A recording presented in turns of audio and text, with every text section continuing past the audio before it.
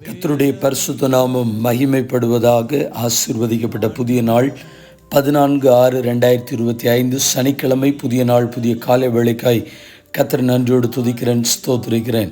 இந்த நாளுக்கான கர்த்தருடைய வார்த்தை ஏசாயா 32:18.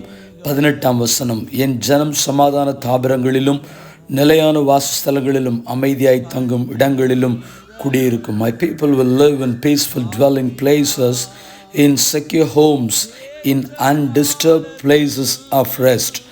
கிறிஸ்துவுக்குள் மிகவும் பிரியமானவர்களே, இந்த வார்த்தைகளை குறித்து ஒரு சில நிமிடங்கள் தியானித்து தேவ சமாதானத்திற்காய் நாம் ஒருமித்து தேவ சமூகத்தில் ஜெபிப்போம்.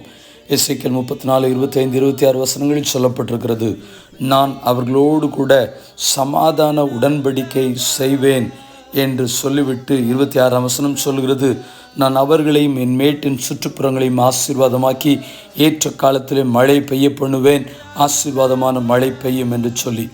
என்னாகமத்தில் இஸ்ரவேல் ஜனங்களை ஆசீர்வதிப்பதற்கு ஆரோனோடு ஆண்டவர் மோசே மூலமாய் சொல்லுகிற வார்த்தை, கர்த்தர் உன்னை ஆசீர்வதித்து உன்னை காக்க கடவர், கர்த்தர் தம்முடைய முகத்தை உன்மேல் பிரகாசிக்க பண்ணி உன்மேல் கிருபையாக இருக்க கடவர், கர்த்தர் தம்முடைய முகத்தை உன்மேல் பிரசன்னமாக்கி உனக்கு சமாதான கட்டளையிட கடவர் என்று ஆசீர்வதிக்கும்படியாய் சொல்லுகிறார். லேவியராகமம் 26:6 தேசத்தில் சமாதானம் கட்டளையிடுவேன், தத்தளிக்க பண்ணுவார் இல்லாமல் படுத்துக் கொள்வீர்கள் என்று சொல்லி கர்த்தருடைய வார்த்தை, துஷ்ட மிருகங்களை தேசத்தில் இராதபடி ஒழிய பண்ணுவேன் என்று கர்த்தர் சொல்லுகிறார். நமக்கு விரோதமாக எழும்புகிற தீய சக்திகள், சத்துருவின் கிரியைகள், பாதாளத்தின் ஆவிகள் அல்லது மிருகத்தின் ஆவிகள் ஒன்று நமக்கு எதிராக செயல்படாதபடிக்கு சமாதானத்தை கொடுத்து நம்மை ஆசீர்வதித்து காப்பார். சங்கீதம் 29:11 சொல்கிறது, கர்த்தர் தமது ஜனத்திற்கு பலன் கொடுப்பார், கர்த்தர் தமது ஜனத்திற்கு சமாதானம் அருளி அவர்களை ஆசீர்வதிப்பார் என்று வேதம் சொல்கிறது. சங்கீதம் 37:37 உத்தமமான மனிதனுடைய முடிவு சமாதானம் என்று எழுதப்பட்டிருக்கிறது. சங்கீதம் 85:8 தம்முடைய பரிசுத்தவான்களுக்கு சமாதானத்தை கூறுவார் என்று எழுதப்பட்டிருக்கிறது. சங்கீதம் 125:5 இஸ்ரவேலுக்கோ சமாதானம் உண்டு என்று சொல்லப்பட்டிருக்கிறது.